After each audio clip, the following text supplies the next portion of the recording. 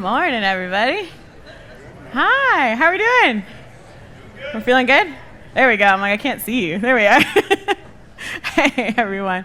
Man, you know what's cool? I was kind of just sitting here and I was like, man, Lord, you have a plan this morning, because we plan this service, but we don't necessarily communicate everything that's going to happen. And it is so coordinated this morning. Everything that was prayed over and talked about is stuff that I've got here.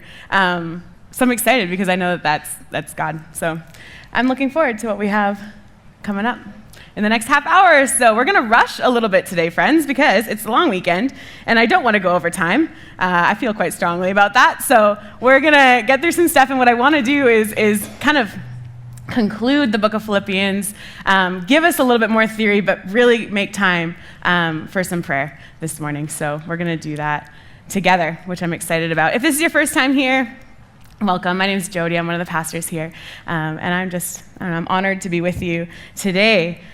We've been going through a series through all summer through the book of Philippians called Joyful. We've been talking about joy and what does that look like, and what does a life of fullness look like, and what does leaning on the Lord look like? And it's been full. It's been stretching for me. There's been some really good questions and good conversations that have come out of it.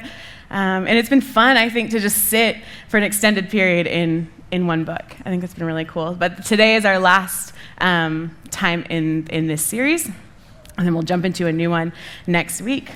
So there we go. That's my little preamble. Here we go, friends. If you know, maybe you do, you probably do. I talk about it a lot. I grew up as a pastor's kid. That's my context for life, and I'm used to being used in sermon illustrations, right? That's kind of how you get grown up. Yeah, there we go, pastor's kids.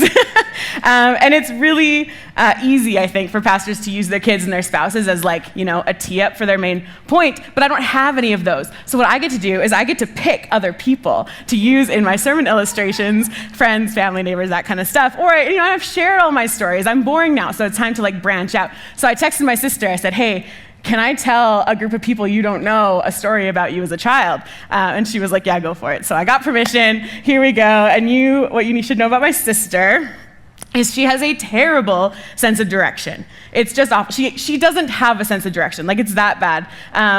She does not know where she is ever. And she's 5 years younger than me. So when I was preteen ages and she was still kind of a kid, we made a game out of it. So what we would do is I would take her for a walk. We'd walk to the mall or whatever, and then we'd get to just a few blocks away from home, and I would stop and I'd say, okay, Andy, take us home. And she wouldn't have a clue. She would not have a clue. She would and we'd be 3 blocks. We'd be oh, just turn right and there, and our house is right there. She would not know. And we lived in the same place our whole lives, essentially. This is a very familiar neighborhood, but she had no markers for where she was ever. And she said in her text, she was I'm still the same. Nothing's changed. Still as bad at directions. Thank God for Google Maps. Yay.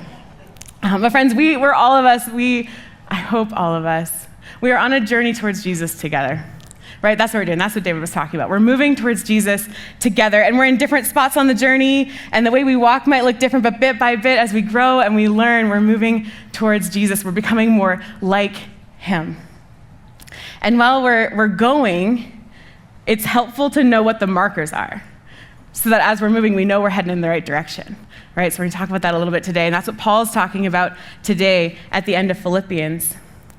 And he says that the key to moving forward and not getting sidetracked or lost is keeping your focus directly on Jesus and keeping mindful of